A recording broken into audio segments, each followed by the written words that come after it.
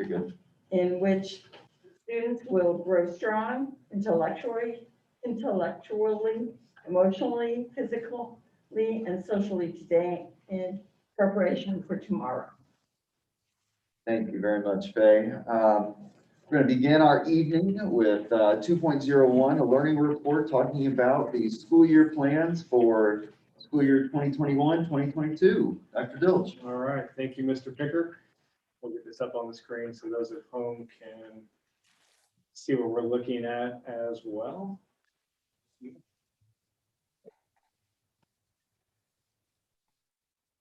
All right, I have a hard time sitting down, so I'll stand up for this presentation. First of all, I think it would be inappropriate to start any conversations about 21-22 without first giving an abundance of thanks to all those who made 2020-21 possible.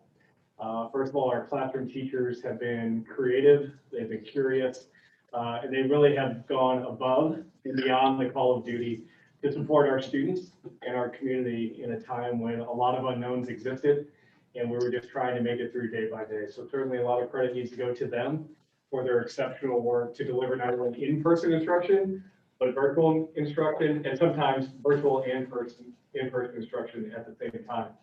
Likewise, an abundance of thanks needs to go to our entire community for their flexibility, their patience. We all were navigating uncharted waters and trying to do the best to prioritize the health and wellness of our students, our staff, and our community.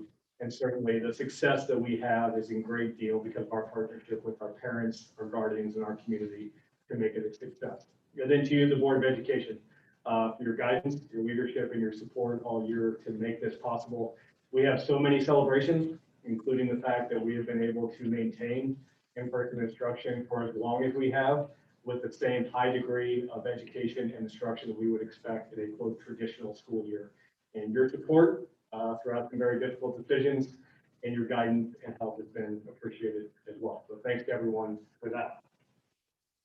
Likewise, again, before we look too far ahead to 21-22, I think it's important that we acknowledge the celebrations that we made despite the challenges of COVID-19.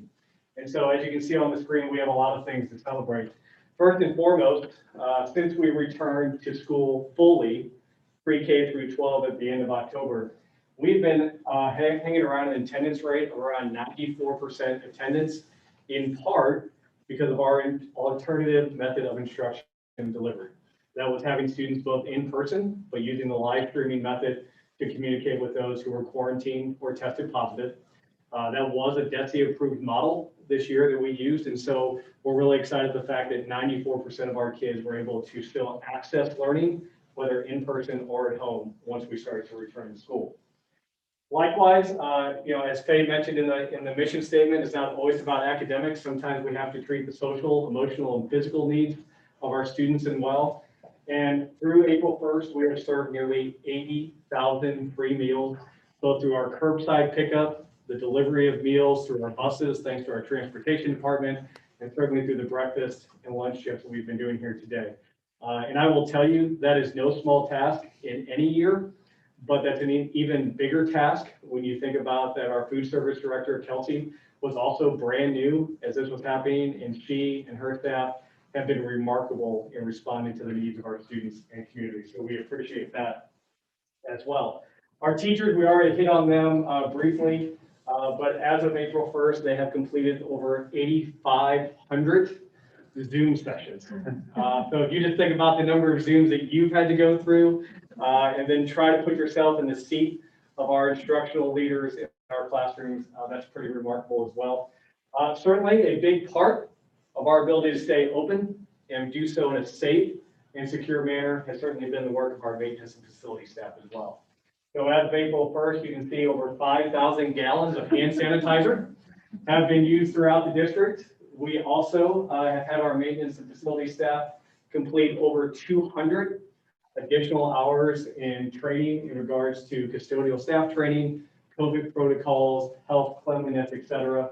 And so a huge amount of work and thanks really goes into that to Chris Cole, Evan, and Kyle. Certainly we talk about the different chemicals and cleaning procedures they used, but they've also moved thousands of tables out of our building, installed protective shields where appropriate, rearranged classrooms to help us get ready for school. So they've been a huge part.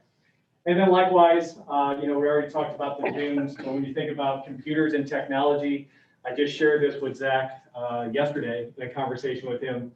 I think one of the greatest celebrations we've had as a district is that technology was never an issue for our district.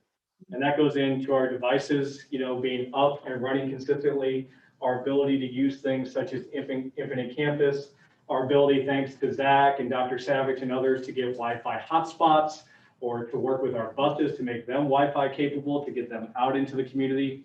Of all the things that we heard other schools struggling with around technology issues, that was never a concern because of the leadership of our technology department. Even getting out the devices, when you think about how quickly we were able to roll out one-to-one devices going back to last spring and sustaining that throughout this time, a lot of credit should be given to them as well. And then you can also see that we have distributed over 2,000 reusable cloth masks to our students. And as a district, we were very intentional about increasing our communication efforts to all of our stakeholders. And so we sent out over 54 district emails and texts updating our community on what our COVID response plans were throughout and currently through our pandemic. Likewise, we said from the very beginning when we made the decision to start the school year virtually and before we started to return students back at the end of September, that our number one priority was going to be the health and wellness of our community. And that we would actually measure our success based on our ability to keep people healthy and safe despite the conditions that were happening in our community, our county, across the state and nation. And I don't have to tell the story of our success, really the data tells the story. So looking back, October 30th, why October 30th? October 30th was the date we finally had everyone pre-K through 12 who wanted to return to school on campus. Even though we started bringing back our youngest learners earlier in September, we were fully back October 30th. So looking at October 30th to April 15th, if you track the blue line on the top of the graph, you can see the positivity rates that were taking place in St. Louis County. And some of them were and are quite alarming, at rates of 17, 18, 22% across the county. Even today, looking back at last week, around 7% positivity rates still exist in St. Louis County. Despite all of that, you can see that even at our highest point, our positivity rate for our faculty, staff, and students never really got above around 1%. And so that just speaks to our ability to keep people safe. It speaks to the success of our mitigation techniques, and it gives us a measuring point to say that we were doing things right to keep our buildings open and to keep our community healthy. And so that priority has always been a promise to our community. Now, while our positivity rates were low, we did take every precaution recommended by the CDC and St. Louis County to also make sure that we were also not continuing to add to those high positivity rates in the county. So while positivity rates were low, you can see on the navy line at the bottom, we've been pretty consistent about the number of students we've had to quarantine throughout the school year. So certainly higher when we were back, and then kind of plateauing around that 30 to 40 students at a time in the middle. A little bit of a dip around spring, early spring, late winter, and now you can see it's starting to rise up again as we go into late spring, heading towards summer. Some of the things we can contribute to the more recent quarantines is we also, quite honestly, have loosened ourselves up a little bit more. We as adults and humans have become a lot more comfortable with our conditions. We've had to really have conversations with faculty, staff, and students about maintaining those mitigation strategies that have helped us get here this long, but we're also doing more things too. We're starting to have more group gatherings. We obviously have started participating in sports at a rate we weren't doing way back in the fall and through most of the winter. And so some of those numbers can be attributed as well, but ultimately by taking care of each other, by using an abundance of caution in quarantining when appropriate, while our quarantine numbers may have gone up, our positivity rates never reached the peaks that we saw in the county and really have remained consistently low throughout the school year. So we're really proud of our ability to provide a safe and healthy environment for our students and our staff. And with that, a huge celebration really should go out to our health services staff as a whole. Just last week, we were able to celebrate Tina Elsner, our district nurse, as our support staff employee of the year. Of all the people who have won the support staff of the year, I can't think of a more appropriate time or year or person to award it to than Tina this year. Her efforts, combined with her assistant Lisa Koch and our part-time nurse Christy as well, have really been nothing short of heroic and courageous. Their health services department has seen over 2,500 visits this school year. You can see the breakdown on your screen. Over 800 general health visits, 703 visits to see the PRN, emergency medications dispensed, et cetera, and 624 COVID evaluations. Add all of that up and combine it with that Tina and her staff have completed over 155 hours of contact tracing. And to put that in a little bit of perspective, you take 155 hours by an 8-hour day, that's essentially 20 extra days of work that has gone into contact tracing alone. And the other thing I think that is remarkable about that is when things were at their worst in St. Louis County and positivity rates were in the 15, 17s, 20, nearing 30%, the first thing the county threw their hands up with and said they couldn't do anymore was contact tracing. They said they didn't have the staff, they didn't have the manpower. And one of the things I think our health services staff, particularly Tina, should be proud of was as a one-person health staff and later 1.5, she was able to help take care of our community in doing so and helped us to keep us safe. So a lot of appreciation should be given to Tina and her staff. And when you look at those numbers, that's not just students. You know, there's a lot of our staff that rely pretty frequently on Tina to check them out for various ailments or colds or questions. And she's always a willing voice and willing person to be there to support them as well. So a lot of appreciation should be given to them as well. As I said earlier, 94% attendance is what we've calculated since we've returned pre-K through 12 using our AMI plan and live streaming. But we've also used a lot of measuring points to make sure we're really drilling down deeper into that. So one of the things that Zach and Dr. Savage and I have worked on really throughout the school year is also pulling out those kids that were live streaming and saying, okay, if we could not count those in our average daily attendance, what would our attendance rate be? And I think the short answer is quite honestly remarkable. A little bit hard to see on the screen, but on average, we've been right around that 90% mark, even if we took out the kids who were quarantined and live streaming it. At our low point, we were around 85, 86%. And as we know, in a traditional school year, that 90% attendance rate is a measure of success, and we know improved student outcomes. And so the fact that despite the conditions created by COVID, despite the fact that some of our students had to be quarantined and learning from home via live streaming, we were still able to maintain right around that 90% mark is remarkable. The top charts based on the colors will show you the breakdowns based on district and individual school. But the real measuring stick is what we're looking at the bottom there. And to say again that we've been at 90% throughout this pandemic, even with our quarantine students not counting in our average daily attendance, is another measure of success we should be really proud of. Likewise, as you know, we made a decision in late summer of last year after the number of school districts to start virtually, because one of our number one concerns was, would we have enough adults to educate the kids? And would we be able to truly educate them with any type of continuity where they could find success? And thankfully, because of some measures that we've taken since we've returned, our absentee fill rate has been as good, if not better, than it was pre-COVID. Now, that's credited to really a couple of different really intentional things that we've done. First of all, a lot of credit should go to Melinda Coates for working hard every day to make sure we have high quality educators in our classroom, filling them every day.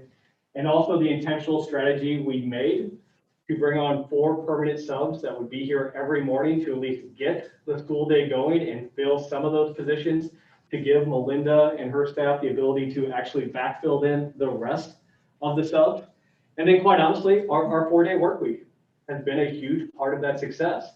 Our teachers, I think, have been more committed to being here each day, knowing that despite the struggles of teaching in person and virtually, despite all the challenges that have been presented to them both personally and professionally, knowing that they could give all of themselves for 4 days and then teach our students virtually or plan through data teams and PLC and get their PD on Fridays, I think it's been a huge success factor when we think about our fill rates and making sure we had high quality educators working with our kids each and every day.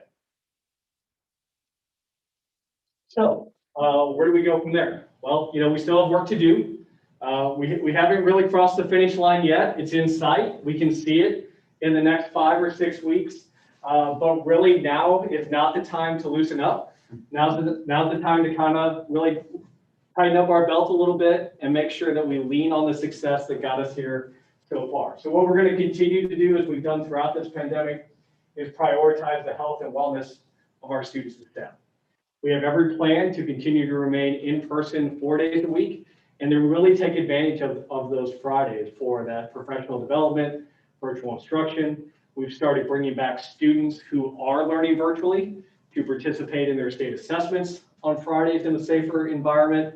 I know our early childhood and kindergarten departments are starting their screening processes now on Friday. So really doing what we can to educate at the highest quality while never being lax with our idea of prioritizing health and wellness.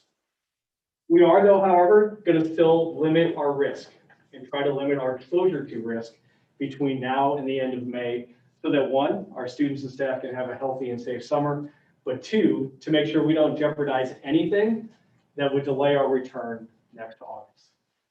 So what does that look like? It looks like doing all the things that have been in our return to learn plan since coming back, really encouraging social distancing, limiting large gatherings, requiring of masks, encouraging hand washing and hand sanitizer, spacing our students in cafes and classrooms, really doing everything we can to limit those quarantines and make sure our positivity rate continues to remain low as well. All of that will be done, of course, as we have from the beginning, by adhering to those county and CDC guidelines as well. All that being said, we do have a really special group of students who are about to end their time here. While all of our students are special, this is a really special moment in the lives of our seniors. And so we are working with the county to make sure we can have as many safe and approved events for our seniors as possible. So that actually starts with prom this Friday. Now, prom's going to look a little bit different than most of us are used to. It's only for our Valley Park seniors. We've been very sure to have our plan approved by the county that includes eating in one space, dancing in another, trying to distance as much as possible, and really adhering to all those other safety mitigation techniques. We're going to host some things outdoors, like our scholarship, athletic, and academic award night. We're going to hold on the softball field, limit the spectators to the students and a couple of guests, but still try to find a way to safely honor them for the work that they've done. And then graduation. Much like last year, our graduation will still be housed in our field house, which we know is important to our community and our kids. What it won't be is, much like last year, it can't be a huge event where we just open up the doors there. So similarly, we will place our graduates in pods with 4 or 5, depending on the number that we get approved by the county, adults that they invite to the ceremony.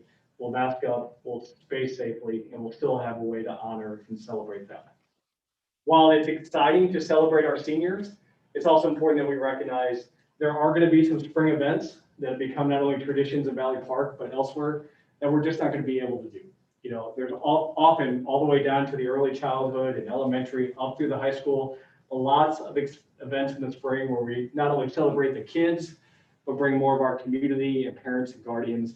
And that's not going to be the case this year. We have to remember we're still in a pandemic.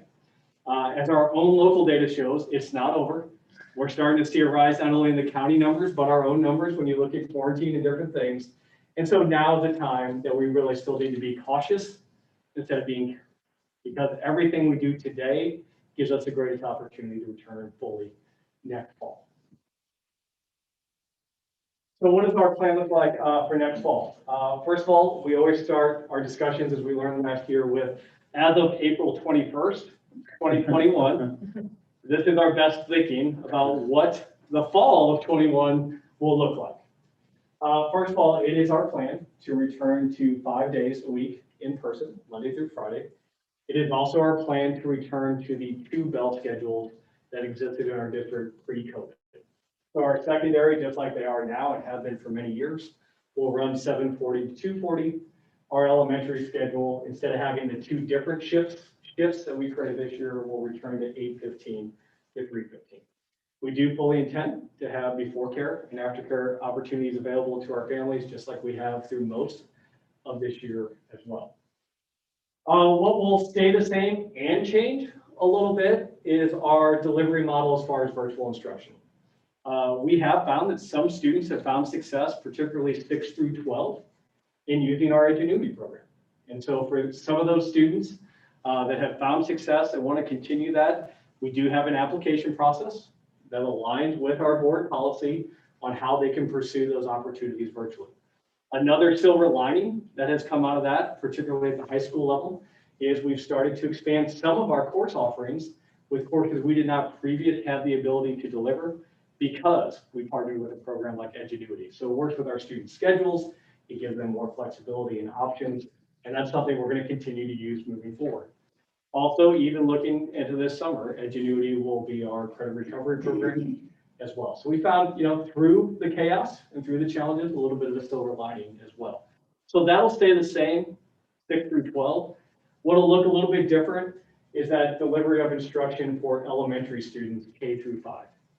Now, first of all, before we talk about virtual instruction K-5, we should probably talk about another celebration. That's the fact that as of today, nearly 90% of our elementary students are actually back on campus now. So we have kind of seen that number grow each week and each month as we've come back throughout the school year. And as we sit here today, it's right at 89%. And we've got another 4 or 5 that plan to come back next week.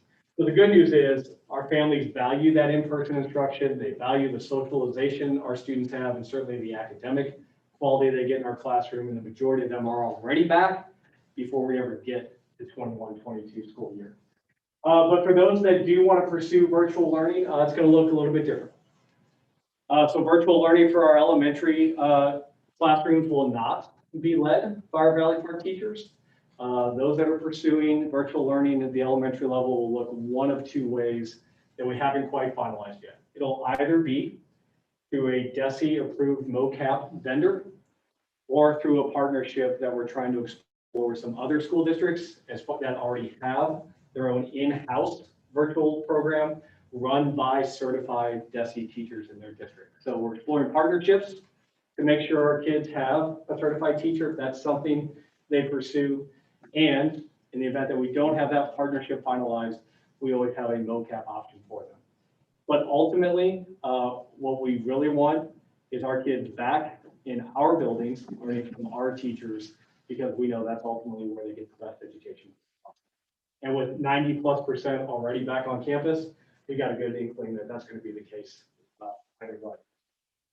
What is not going to continue moving forward is trying to teach students simultaneously, both in person and live stream.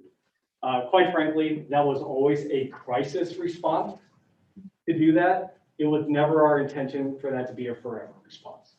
And the reality is, while our students have done remarkable working through that, and our teachers are to be commended for their efforts in doing that, trying to teach students in person and virtually at the same time is just not high quality instruction. There's no manual that would tell you that. It's never been identified as a best practice. And so for our teachers to give their all, they really need to be able to commit to one instructional style, which is speaking to those students and facilitating learning with those students who are in front of them in the classroom. Again, research supports high quality instruction delivered by high quality caring individuals. That's what's best for students. And so that's what we're looking to return to. So then what are our hopes and plans? Well, again, we're going to continue to try to keep getting more and more prepared for August of 21. And so what does that look like? Well, for us, we will be trying to provide more opportunities for students to develop both physically and emotionally through some summer camp and facility opportunities this summer. Mr. Hamilton will be pushing out those opportunities early part of May for the different elementary and high school camps that we'll be providing for our students. We do, as of April 21st, anticipate returning to a traditional fall athletic schedule instead of the alternative schedule we had to do this year because of the pandemic. We also hope to really expand or get back to more extracurricular opportunities in the fall, and then more traditional events that really become a hallmark of our community when schools open come next fall. That's our hope. As we've all learned, that's not always dependent on just us and what we do. A lot of that will continue to be driven, and those decisions will be driven by what does positivity rate look like in the county. But not only are those rising or sinking, but what do vaccination rates look like in our county? Are more and more adults and those older adolescents who are able to get vaccinated, do we see those numbers going up too? Because we know that's also a measure of community health as well. So we'll continue to track those numbers, just like we looked at the data early on to see how we're doing in that regard. And then just as we have since we returned to school in September, we'll continue to use our district data too to help drive those decisions. And then what we don't know, as far as our plan though, is what does school look like come next August? We know what we think we know, what our delivery model will be. We think we know we'll be back in person 5 days a week. But beyond that, there's, again, a lot of things to be determined. A lot of that is out of our hands. A lot of that will be determined by what the CDC guidelines are at that time. And equally as important, and a requirement we're going to continue to adhere to that has proven successful for us, for those St. Louis County requirements look like. I am fortunate, I'll continue to be part of the educational cohort that has helped St. Louis County create those protocols that got schools back in session this school year. So I'll be in those conversations and in those rooms as they happen. And so we can't answer questions about will masks be required? You know, what about desks versus tables? What about, that's to be determined. And as we get closer to school returning in August, just as we did this year, we'll develop some plans. We'll share those plans with our faculty, our staff, and ultimately our parents and guardians. And then we'll adhere to them to make sure that we can continue to prioritize the health and wellness of our community. And then, like always, we have learned to become flexible and pivot. So while this is certainly our best thinking as of April 21st, if something were to occur that changes that thinking, well, we've learned a lot about agility and perseverance and really problem solving, oftentimes on the run. And we'll do that as necessary. So in closing, I just want to finish how I started, thanking each of you for your time, but also thanking our community and really thanking our students and our staff. To say it has been a challenge is an understatement, I think, for all of us. But despite the challenges, despite the chaos in many cases, as we shared at the beginning, I think there's a lot of celebrations and a lot of success that we should really be proud of as a community. So hopefully our best thinking on April 21st comes to fruition come August.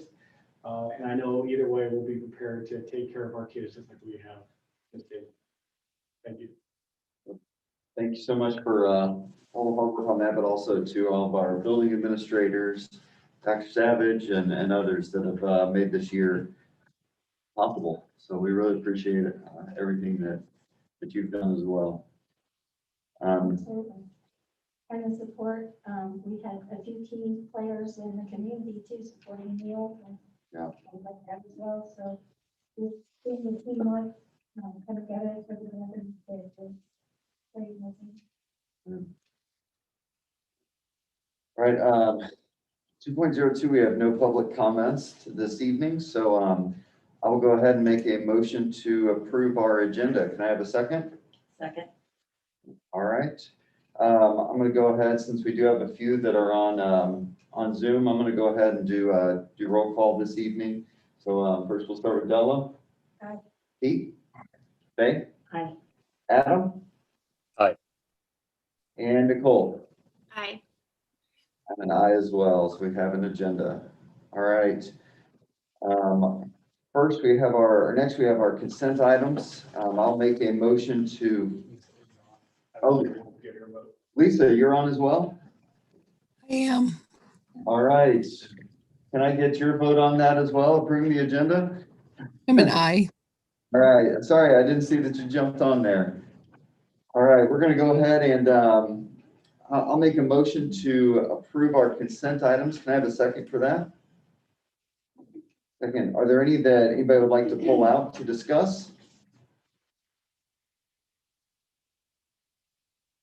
All right, I'll go over those really quick. We're going to, 4.01 is the approval of the regular session minutes from March 31st. Then 4.02, the approval of the Board of Education virtual focus group minutes from April 3rd. And 4.03, the approval of reorganization meeting minutes from April 14th. The approval of the check registrar from April, and then the second reading and approval of policies GBC and GCPB. We'll go ahead and start with Pete. Okay. Bill? Aye. Nicole? Aye. Adam? Aye. Lisa? Aye. I'm an aye as well. We've approved our consent items. And next we have our first action item, 5.01, the Board of Education meeting dates. And again, this begins with our meeting date in July and goes through June of next year. So I'll go ahead and make a motion to approve 5.01. Can I have a second? Second. All right, and I know that there were some things that we wanted to discuss with this. Maybe not these dates in particularly, but possibly a few other things as well. First off, do the dates look good to everybody? I mean, it's our traditional day. But one of the things that I know Della had brought up before, that it would be beneficial for some of our board members if we move that time to 7:30. What is that? Something that, what do you guys think about changing time from 7:15 to 7:30? Bill, I know you have thoughts about that. Well, I mean, for years, that was our time. Right, And it was, changed to 7, which really was the challenge for many of us. So then we compromised on 7:15, and I just, so I would at least ask if anybody would have a problem with going back to 7:30. Yeah. Pete, did you have to, I know that 7:30 was easier for you, or? Much easier. Yeah. Okay, so you'd rather push it back 7:30? Yeah. Okay, is that okay? Me too. Works fine with you. All right. Then, Marcy, that's something that I think the general consensus seems to be that we can change that 7:15 time to 7:30 for our meetings going forward. Everybody else is okay with it on the. What do you guys think about that, Adam and Nicole and Lisa? That's fine with me. Matters to me either way. It's fine. Okay. Yeah, that's fine by me. Okay, then let's go ahead and do that. And just for our knowledge, I say we go ahead and, I don't think we need to do anything specific for that, but, as far as, changing the meetings even beginning next month, we can go ahead and begin with that 7:30 as well, so. I don't see any reason to wait, until June. I mean, that's one more meeting, so. All right, so let's go ahead and take a vote on that. We'll go ahead and, start with Faye for this one. Aye. All right, Bill? Aye. Pete? Aye. Lisa? Aye. Adam? Aye. Nicole? Aye. I'm an aye as well, so changed our time and approved 5.01. 5.02, the approval of the budget adjustment for this current year. I'll go ahead and make a motion to approve this before we discuss it. Can I have a second for that? Second. All right. I know Susan Dawson is on the line. Do we have any questions for Susan regarding the changes in the budget? Or Susan, did you have anything you wanted to share about these changes? The majority of the changes are due to the 2020 refunding bonds. And then we also did a little bit of restructuring so that we could pay down some of the debt. So the largest change is in fund balance is 428,000 in the debt service fund and 520 overall. The changes to the operating funds are due to some food service revenue that we thought maybe we could do earlier in the year for like a la carte purchases and so forth, but we're not doing those And then just aligning some things with DESI's allocations that they've given us for various items. Are there any questions that anybody had for Ms. Thompson? Yeah. Okay. Okay, go ahead, Bill. So when we talk about the bonds, so does that mean that we did not, have as much of a reduction in interest as we thought, or that it got adjusted? I was just trying to understand what the difference was there. We actually accelerated one of our interest payments so that we could, we had a little bit of a surplus in the fund, or more than we could have. We can only carry enough to pay 1 year in advance of the payments that are due, and we had a little bit more than that. So we just basically paid down some of it early so that we would not have as much to pay in the future. Okay. And then you said then the decrease in revenue also, a lot of that was food service and money that we thought we were going to get for that we didn't end up getting. Is that correct? Yes, and then we also further adjusted the preschool tuition a little bit. And those were the two big buckets. Okay. Just wanted to make sure I understood that correctly. Thank you. Mhm. Are there any other questions for Susan? Anybody online have any questions? Nope. All right, then we will go ahead and move forward with our vote for that. We'll start with those that are here. Start with Della. Aye. Pete. Aye. Faye. Aye. And Nicole. Aye. Adam. Aye. Lisa. Aye. And I as well. Thank you. Thank you, Susan, for your work on this. Appreciate it. Appreciate that. And then 5.03, I will make a motion to adjourn to executive session. Can I have a second for that? Second. All right, let's go ahead and start with Pete. Aye. Faye. Aye. Bill. Aye. Lisa. Aye. Nicole. Aye. Adam. Aye. And I as well. Thank you, everyone, for joining us, and those of you who stopped in on